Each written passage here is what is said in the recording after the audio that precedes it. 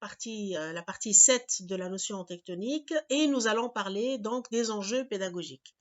Les enjeux pédagogiques de cette notion, en quoi est-ce qu'elle peut vous aider, en quoi est-ce qu'elle peut nous permettre de comprendre, d'analyser et de développer des connaissances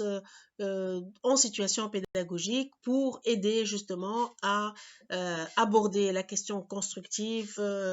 d'une manière beaucoup plus prégnante dans l'enseignement du projet et de la conception en architecture. Alors, il est important pour un architecte, et notamment un architecte enseignant ou chercheur, de trouver de nouvelles situations pédagogiques pour mieux introduire la culture constructive dans une école d'architecture.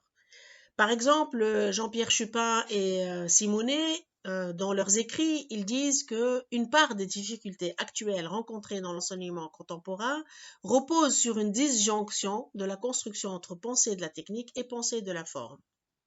Nous avons voulu étayer et mettre à l'épreuve cette affirmation dans le cadre de la thèse de doctorat de Norshahin Benfatma qui travaille, qui tente d'apporter donc des réponses à ces questionnements ou bien d'installer un débat. Sa soutenance est prévue pour le mois de mars 2021.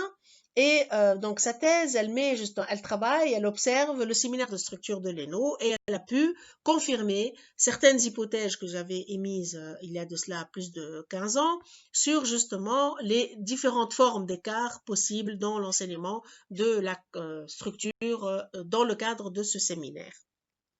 Donc, l'idée, c'est que dans une école d'architecture, nous puissions trouver un dialogue intéressant, efficient, entre la dimension constructive et la dimension esthétique fonctionnaliste d'un projet, et surtout dans le cadre d'un séminaire de structure. Et nous avons pu observer dans les années 2000, et ce que a confirmé la thèse de Norshahin Benfatma, c'est que les étudiants, généralement dans le cadre de ce séminaire, sont un peu, comme dit Jean-Pierre Chupin, écartelés entre le discours technicien constructif de l'ingénieur, et aussi probablement certains architectes, et le discours plasticien, formaliste, qui porte plus sur les considérations esthétiques formelles de l'architecte, qui, lui, migre plus du côté de l'artiste, de celui qui donne plus d'importance à la forme, à la perception, plutôt qu'au fait constructif. Donc, à l'ENO, vous voyez ici sur cette planche, donc en 2002, j'avais en charge donc l'encadrement d'étudiants de troisième année dans le cadre de ces séminaires. Et vous voyez dans ce projet, donc l'étudiante était partie d'une idée d'une géométrie basée sur la triangulation pour son projet de piscine, de salle de piscine olympique. Et piscine, je pense pas olympique, mais je pense semi-olympique, et si ma mémoire est bonne. Et donc, vous voyez, donc elle est partie sur une idée de géométrie, une idée aussi de spatiale bien particulière, où on rentre par un espace et on sort par un autre espace, tout en respectant donc cette géométrie, son échelle, etc. Entre donc les étudiants, les ingénieurs, les architectes, le cadre encadrant de ce séminaire, eh bien une idée a été proposée par les ingénieurs suisses, c'était que cette forme d'architecture rappelait un petit peu la structure de la bicyclette. Alors, au lieu que les étudiants aillent vers une réinterprétation du principe de la bicyclette, de cette structure stable avec ses éléments tendus, etc., et de l'adapter à leur architecture de départ, eh bien, ils sont allés vers l'exécution directement, de la transposition directement de cette idée-là dans un projet architectural en dénaturant totalement l'idée première. Donc, c'est l'erreur à ne pas faire. L'erreur à ne pas faire parce que dans le cadre d'un exercice de séminaire, ce qui est intéressant, ce n'est pas tant de faire une performance constructive ou technique et de montrer une structure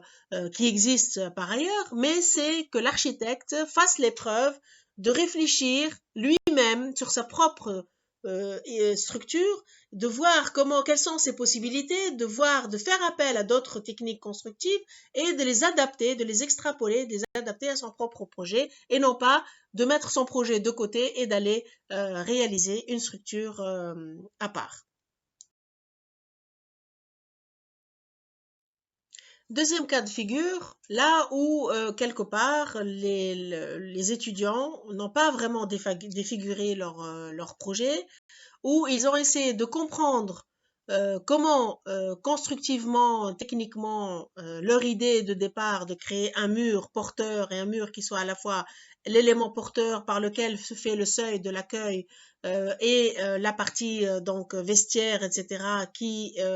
sur lequel reposent donc les gradins, puisse être un élément à la fois porteur et à la fois un élément spatial. Donc, ils ont essayé justement de comprendre leur projet et d'aller vers une réponse constructive qui respecte ce projet. C'est donc le cas de figure le plus intéressant pour des étudiants dans la mesure où c'est ça l'exercice. L'exercice n'est pas de faire une performance technique ou faire des maquettes qui coûtent très cher, qui sont très bien élaborées, mais c'est que l'étudiant, qu'il y ait qu'on puisse mesurer que l'étudiant a réellement réfléchi sur les possibilités constructives, avait réellement compris comment son architecture pouvait tenir et comment la réaliser, avec quels matériaux, avec quelles techniques, quel descente des charges, quel schéma d'RDM, etc. Dans ce troisième cas de figure relevée, c'est un peu le cas qu'il faut absolument éviter, c'est lorsque la solution structurelle, elle devient une réflexion a priori, c'est-à-dire que je pense d'abord à la structure, ensuite je fais mon projet. Donc l'idée, c'est ce groupe, donc il a pensé à faire cette structure tendue, très élaborée, etc.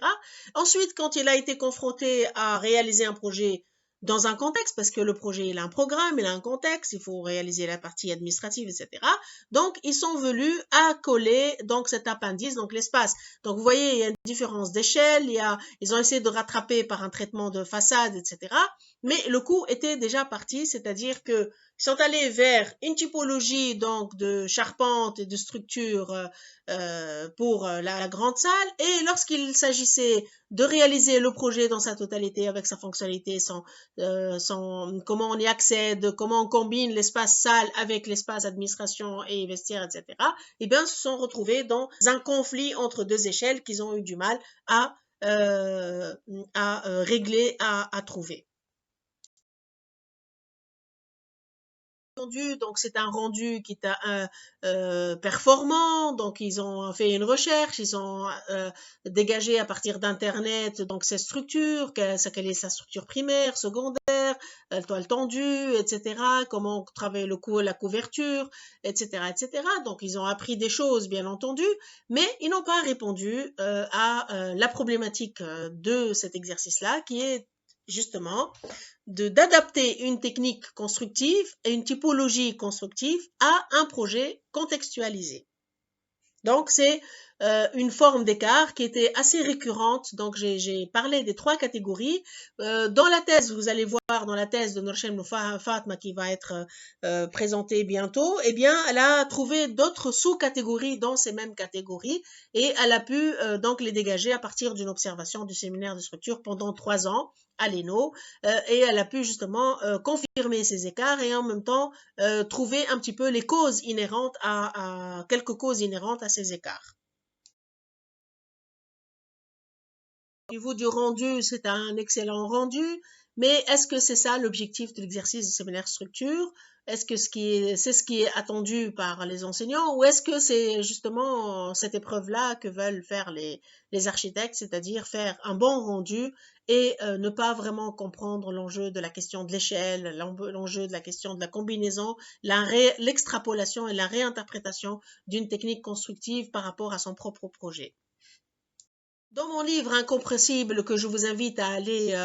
acheter, qui va beaucoup vous aider dans votre enseignement, dans votre cursus pendant jusqu'à au mémoire et même après en tant qu'architecte, c'est de voir ce livre Incompressible qui est disponible donc à Beit al-Hikma et qui est à 26 dinars pour prix étudiant, donc qui est à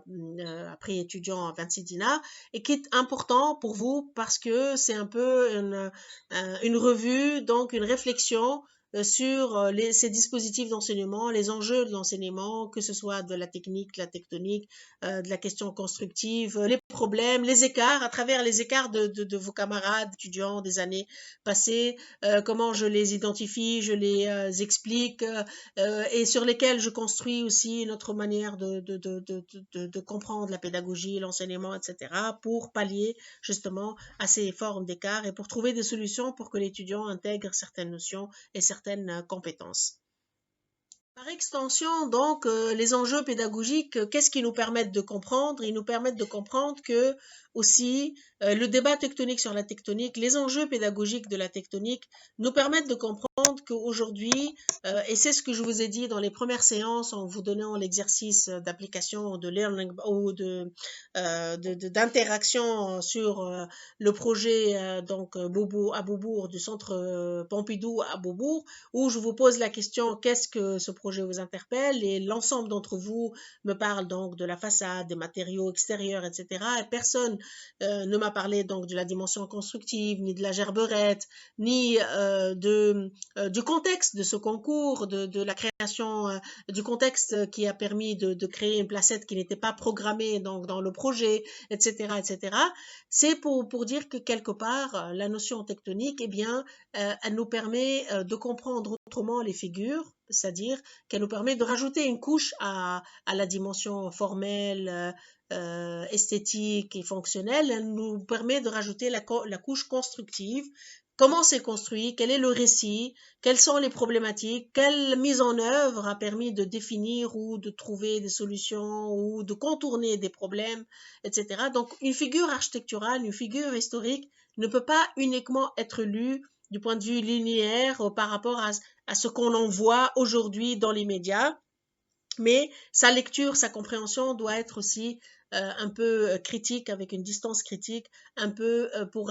rajouter d'autres paramètres qui sont plus du constructif, du temps, des enjeux d'acteurs, aussi de contexte politique, historique, socio-économique, etc.,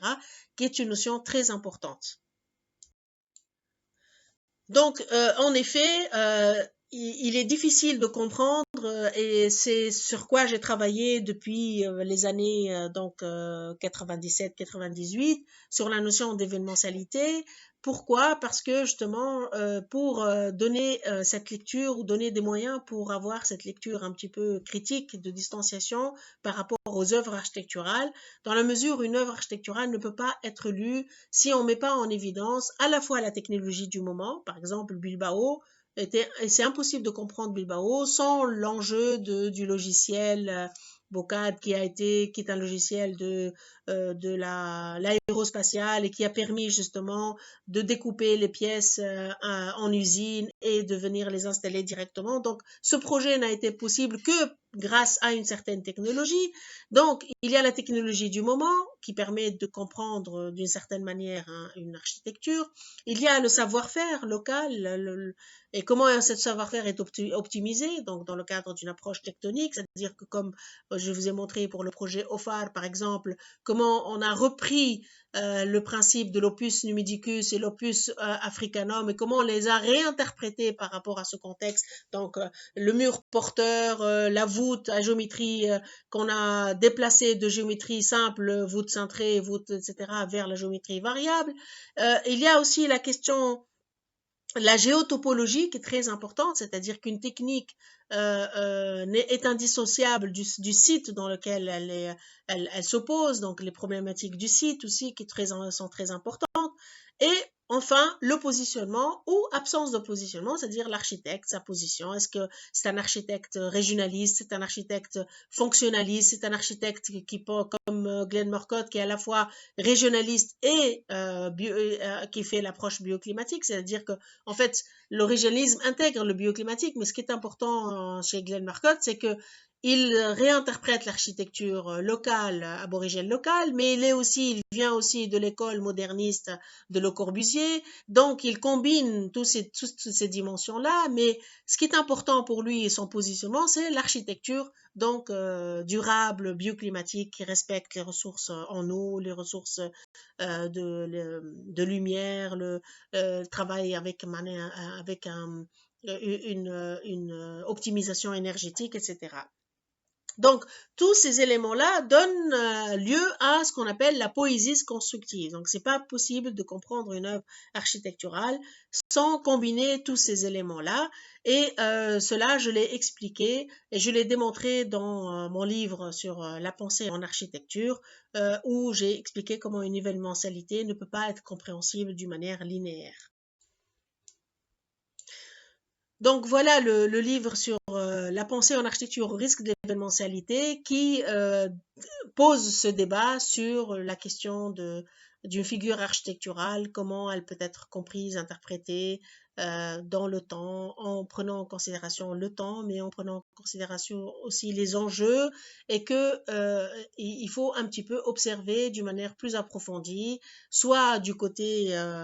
tectonique, soit du côté de l'histoire, de la mémoire, etc. Mais que notre donc interprétation de la figure est toujours une interprétation relative, et il est important de savoir que l'architecture, ce n'est pas uniquement le fait de l'esthétique ou de ce qu'on en voit, mais que la compréhension est beaucoup plus complexe que celle qui est au premier niveau. Et je vous remercie.